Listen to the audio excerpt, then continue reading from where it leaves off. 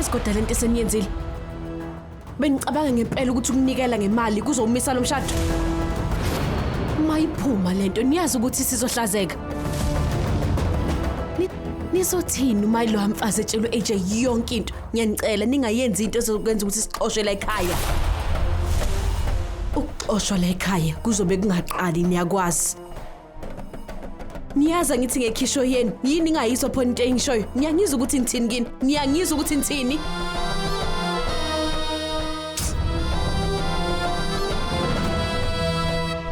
Siyayiqonda yonke into.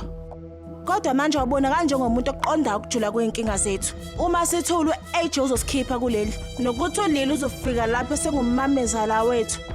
Kungekudala uzosixosha sonke la endlini. Usho ukuthini? Khona ke la kusimi sizohlala kuphi?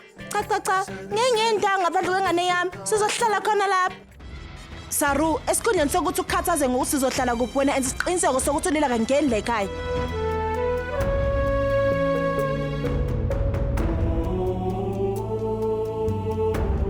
Hey. Yini inkinga? Wabuka kuphansi nje. Akahle wena ngaso sonke isikhathi makuzokwenza ngento enhle nje uvela ucasuke. Kalindi bazoshada laba bantu hawu. Abalindela ngalutho nje kithi thina. Bakhulu labantu bakwaJahagita. Kodwa phela umshado wendodakazi yethu ngakho ke kuzomela ukuthi sibanike sokuthila kunjalo. Futhi sizokuphatha kanjani konke lokhu thina? Usho ukuthini ukuthi kanjani sihlala njalo? Awume kancane. Manje wena uyavumelana nalomshado? Awunayo nencane nje inkinga ngalokho?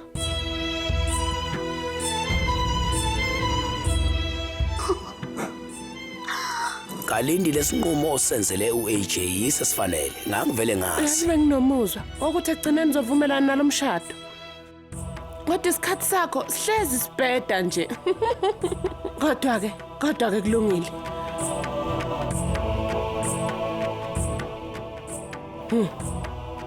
Nakho. Leli igolide libekela umshado kalila. Leli igugu likadade.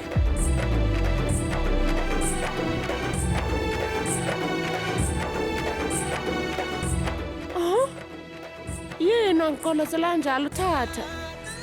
Uma nalokho kunganele. Thatha nalokho.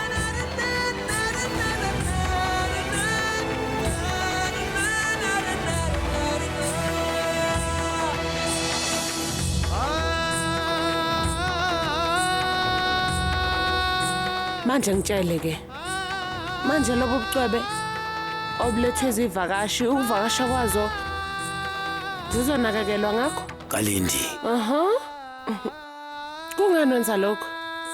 Ulile indodakazi yakho wedwa kanti?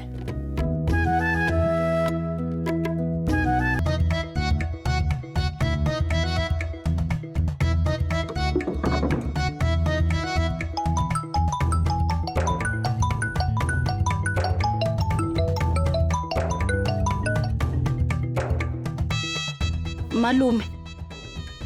Bengicela uyithathe bandle le ndandatho yakho ngiyacela. Angisakwazi ukuyigcina la mina.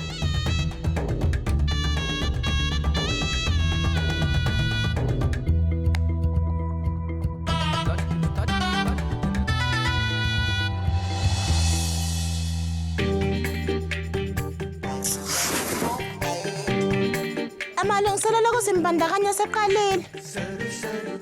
Izinto kunezimbala nje kuyashada. Khona ke ulilo uzongena endlini yethu njengomkhokazi wethu. Kuzomela simlandele nxa zonke simbize ngomama ulila ngokusheshsha.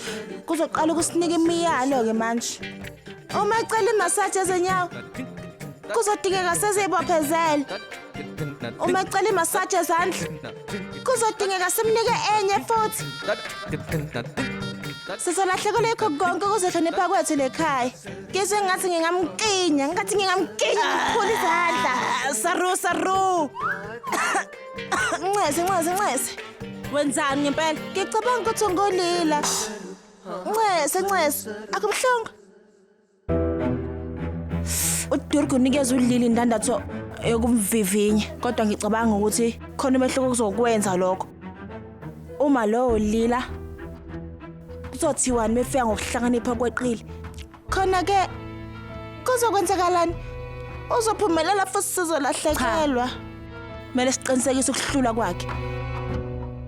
Ukuze simnqobe kuzodingeka ukuthi alahlekelwe leyo ndandatho. Ungaphuthelwa ukuzibophezela ngo7 ntambama njalo ngomsombuluko kuya kuLesihlanu on yours truly zizonke sisonke DStv channel 169.